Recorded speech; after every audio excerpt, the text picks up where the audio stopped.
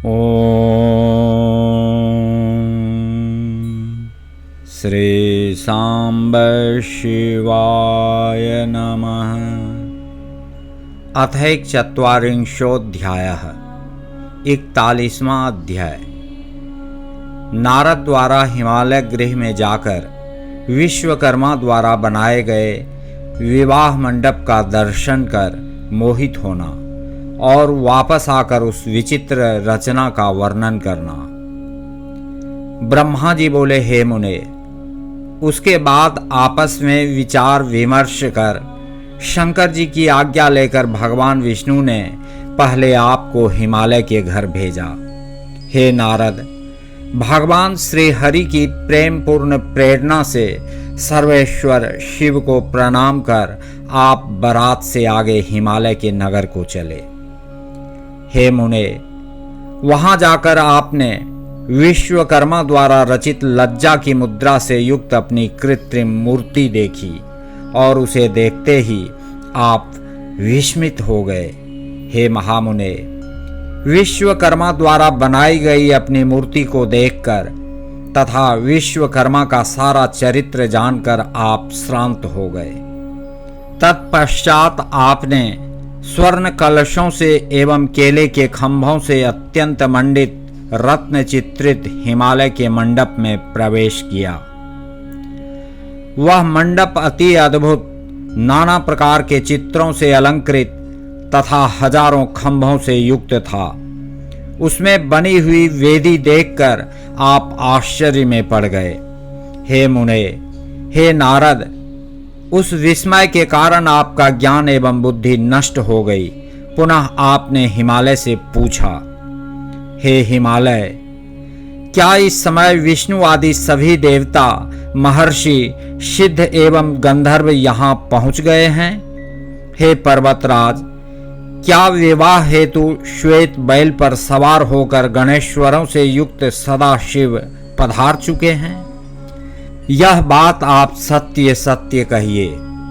ब्रह्मा जी बोले, हे मुने, विस्मित चित्त हुए आपके इस प्रकार के वचन को सुनकर पर्वत हिमालय आपसे तथ्य युक्त वचन कहने लगे। हिमवान बोले, हे नारद, हे महाप्राज्ञ, अभी पार्वती के विवाह के लिए अपने गणों तथा बारातियों को लेकर शिवजी नहीं आए हैं। हे नारद, आप उत्तम बुद्धि से विश्वकर्मा के द्वारा रचित चित्र जानिए।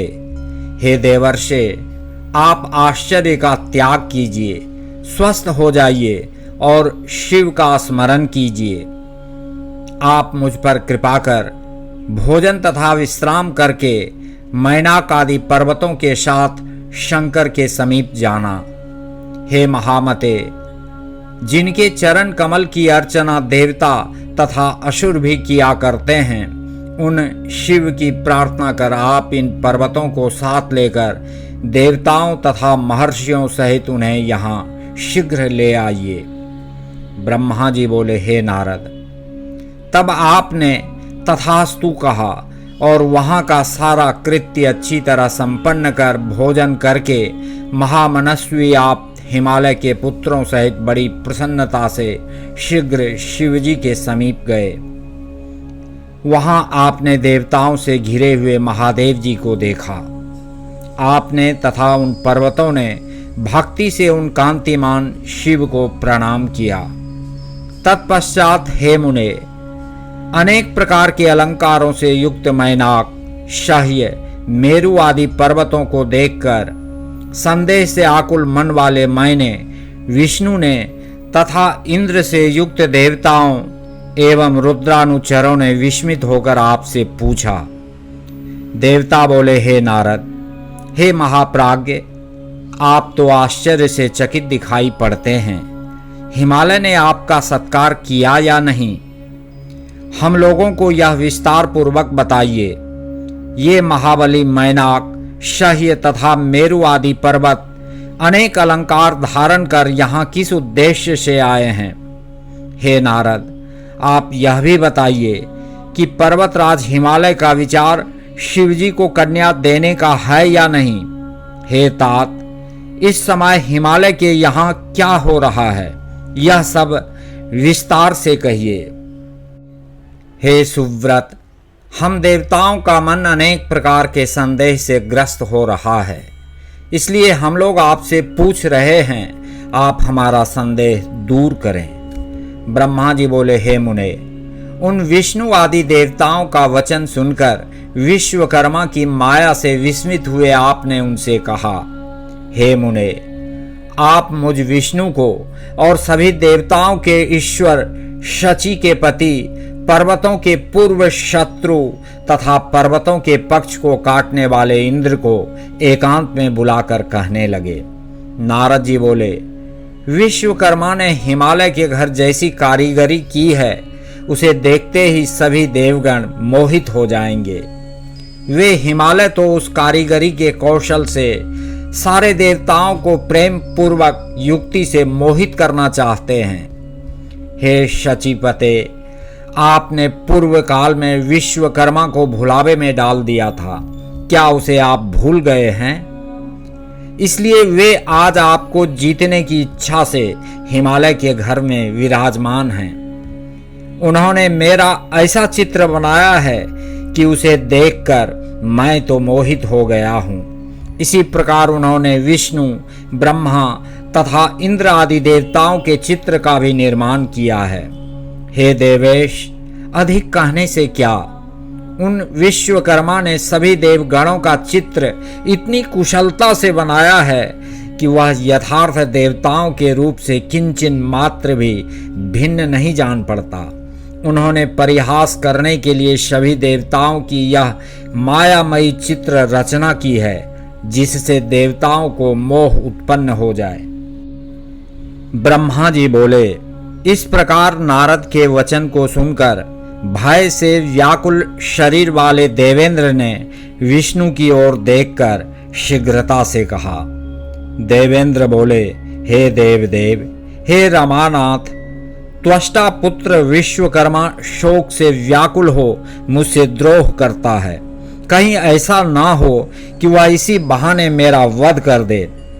ब्रह्मा जी बोले, उनका यह वचन सुनकर देवाधिदेव जनार्दन उन्हें समझाते हुए कहने लगे। विष्णु जी बोले, हे शचीपते, आपके वैरी निवात कवचादि दानव गणों ने महाविद्या के बल से पूर्व समय में भी आपको मोहित किया था। हे वासव, इसी प्रकार आपने मेरी आज्ञा से पर्वतराज हिमालय के तथा अन्य दूसरे पर्वतों के पंख का छेदन कर दिया है। इस कारण ये पर्वत भी उसी माया को देखकर तथा सुनकर आपको जीतने की इच्छा करते हैं। ये सभी मूर्ख हैं और पराक्रम नहीं जानते हैं, अतः आप इनसे भयभीत ना हों। हे देवेंद्र, इसमें कोई भी संदेह नहीं कि भक्त वत्सल भगवान सदाशिव हम सभी का मंगल करेंगे। ब्रह्मा जी बोले, इस प्रकार व्याकुल हुए इंद्र को देखकर विष्णु ने उन्हें समझाया।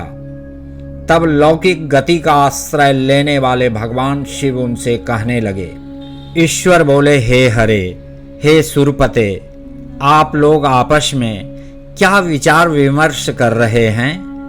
ब्रह्मा जी बोले, उन दोनों से इस प्रकार कहकर, हे मुने, पुनः उन्होंने आपसे कहा, हे नारद, महाशैल ने क्या कहा है? आप यथार्थ रूप से सारा वृत्तांत कहिए, आप उसे गुप्त ना रखें। आप शीघ्रता से बताइए कि शैलराज की कन्या देने की इच्छा है अथवा नहीं। हे तात, आपने वहां जाकर क्या देखा और क्या किया, यह सारा वृत्तांत प्रेम पूर्वक कहिए। ब्रह्मा जी बोले, हे मुने, जब शिवजी ने आपसे यह कहा तब दिव्य दृष्टि वाले आपने मंडप में जो कुछ देखा था वह सब एकांत में इस प्रकार कहा। नारद जी बोले, हे देवदेव, हे महादेव, आप मेरा शुभ वचन सुने।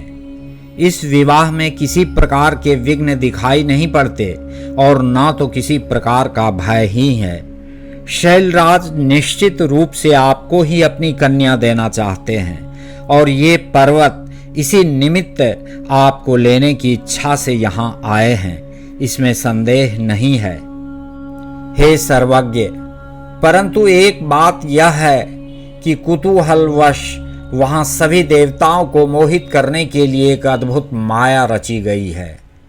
इसके अतिरिक्त वहां और किसी प्रकार के विघ्न की संभावना नहीं है। हे विभो, महामाया करने वाले विश्वकर्मा ने हिमालय की आज्ञा से उनके घर में महान आश्चर्य युक्त मंडप की रचना की है। उस मंडप में विश्वकर्मा ने सारे देव समाज के चित्र का निर्माण किया है।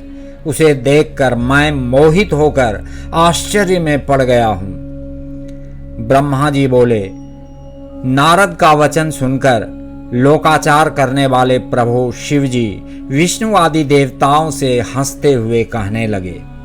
ईश्वर बोले, हे विष्णु, यदि पर्वत हिमालय मुझे अपनी कन्या देंगे तो आप यथार्थ रूप से बताइए कि मुझे माया से क्या प्रयोजन है। हे ब्रह्मन, हे शक्र, हे मुनिगण तथा हे देवताओं, आप लोग यथार्थ रूप से कहिए कि हिमालय मुझे अपनी कन्या दे रहे हैं तो माया से मेरा क्या प्रयोजन है। न्याय शास्त्र के जानकार पंडितों ने कहा है कि जिस किसी उपाय से अपने साध्य को प्राप्त करना चाहिए, अतः आप सभी विष्णु आदि देवगण इस कार्य सिद्धि की इच्छा से शीघ्र ही चलें। ब्रह्मा जी बोले, देवताओं से इस प्रकार कहने वाले जितेंद्रिय भगवान सदाशिव को कामदेव ने साधारण मनुष्य के समान अपने वश में कर लिया। उसके बाद शिवजी की आज्ञा से विष्णु आदि देवता एवं ऋषिगण भ्रांत तथा मोहित करने वाले हिमालय गृह की ओर गए। हे मुने, उन देवताओं ने आप नारद को तथा उन पर्वतों को आगे कर आश्चर्यचकित हो हिमालय के अपूर्व एवं परम अद्भुत मंदिर की ओर प्रस्थान किया। इस प्रकार हर्ष में भरे हुए विष्णु आदि देवताओं तथा प्रसन्नता से युक्त अपने गणों के साथ वे शिवजी आनंदित होकर हिमालय के नगर के समीप आ गए।